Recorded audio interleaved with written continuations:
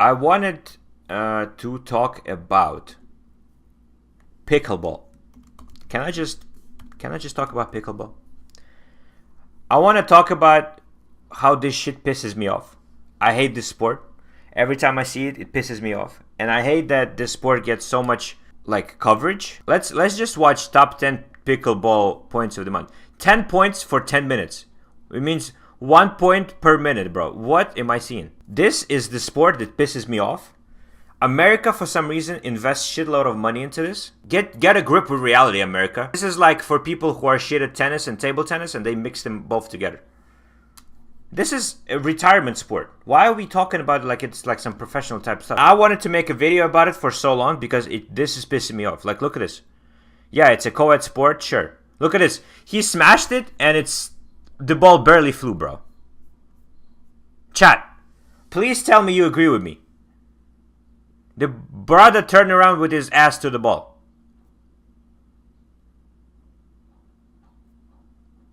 You know what pisses me off as well? Fucking EULA. I'll never sign for your company if you sponsor me. Never. Just because you pickleball. Alright? EULA.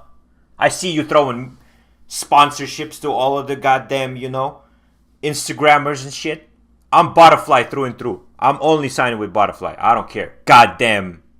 This is disgusting. Like, nothing wrong against these people. These people play retirement sport. This is retirement stuff. What is this? And I know maybe I'll release this as a video and people are gonna be like, oh, you don't understand pickleball. Yeah, no shit. Look at this garbage. Now compare it to table tennis, where you actually need reflexes and skill and spin. There's no spin. Bro, we've been here sitting for 5 minutes.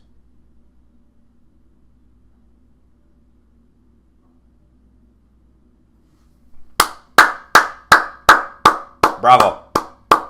Bravo. What a game. What a game. Wow, this guy ran.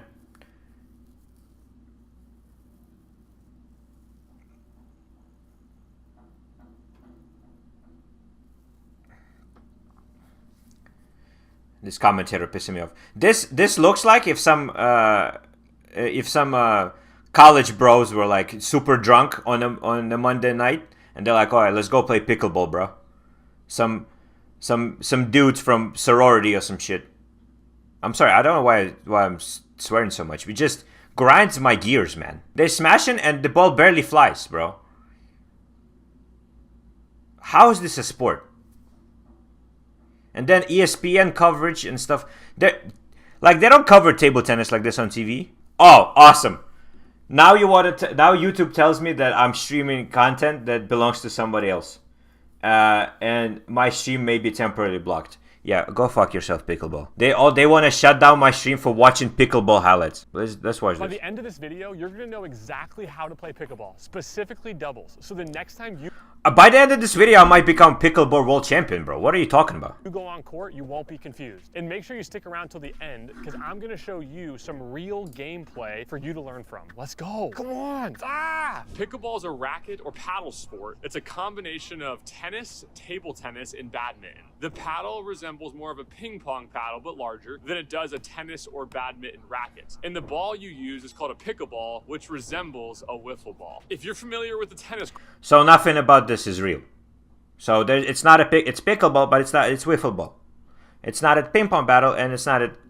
This may surprise you, but you can actually fit 4 pickleball courts on 1 tennis court. A pickleball court is 44 feet by 20 feet, and it's divided into 3 zones. The right by 1 foot can be hovering over the line, but 1 foot must always be on the ground when you make contact with the ball. So you can't jump in the air and serve. You must serve underhand. There's a couple nuance points to this. The paddle face must make contact with the ball below your wrist and also below your waist. But the gist is you got to serve underhand. And listen, you can also hit a drop serve, and all those nuanced rules then go out the window. Just note, you can only drop the ball. You can't throw it down to make it bounce higher. You have to just drop it. That's fine. Now on the serve, the ball must go diagonally across the net. Also, the ball must land beyond the kitchen line. If it lands on the kitchen line, it's a fault. If it hits any other line beyond the kitchen, you're okay. Fundamental rule number 2, the 2 bounce rule. Now, if you're from tennis, you may be familiar with the serve and volley, where a strong server serves and rushes to the net to put the ball away. You can't do that in pickleball. In pickleball, after the serve, non-volley zone rules. And listen up, because these are the rules that most confuse people when they first start playing. So as I said earlier, another name for the kitchen is the non-volley zone, because you can't hit the ball out of the air when you're standing in the kitchen, which makes sense because if you could, the game would look totally different. So let's talk about the 3 main kitchen rules. If you hit the ball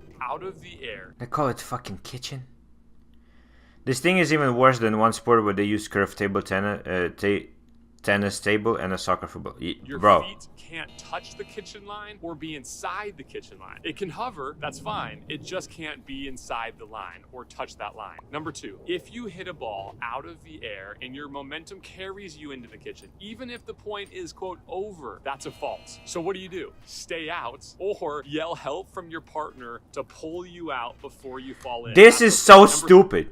The only thing that makes it slide hard is the weird rules. 3, if the ball bounces in the kitchen, you can step in there all day and get that ball. The actual rule says, quote, a player may enter the non-volley zone before or after returning any ball that bounces. So you don't have to wait for the ball to bounce before you step in. Often a misconception. You can anticipate the ball bouncing and get in there early to hit that ball. Let's go one step further. You could technically stand in the kitchen line the whole match, but that wouldn't be smart because if they hit it at you, you wouldn't be able to take it out of the air because you're in the kitchen. And if it hits you, it's their point. So after stepping in to get a ball, make sure you get out of there. Get both feet reestablished behind the kitchen line immediately. So if they hit the ball back at you, you're able to volley it legally. Now let's talk about 5 ways that you can win a rally or an exchange between you and Nah, your I'm opponent. good, bro. Only score points on the board when your team is serving. This is crucial.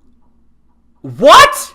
The first person on your team serves, and if they win the point, that same person switches sides to the other box and continues to be the server. If they don't win the point, the serve switches to their partner, because remember, both players on a team get the opportunity to serve and score points in one possession. What do I mean by possession? A possession is any time you or your partner are serving and have a chance to win points. When the second So you want to tell me that this game will last hours? server on your team serves, and This is worse than baseball. possession ends and the serve switches over to the other team, which results in a side out. And a side out just means the possession is over. Both players on that team had their chance to serve and score points, but they both lost on their serve. Now the other team starts their possession, aka they become the serving team, where both players get to serve and score. Why is y'all even looking in this direction? I think it's really good investment long term. This feels like a trend sport, even though the trend has been for the last 4 or 5 years. I mean, I don't know, bro. I'm talking to some people, and hopefully I'll get secured my first sponsor, but it's not Eula, so I'm glad it's not Eula. Eula pisses me off.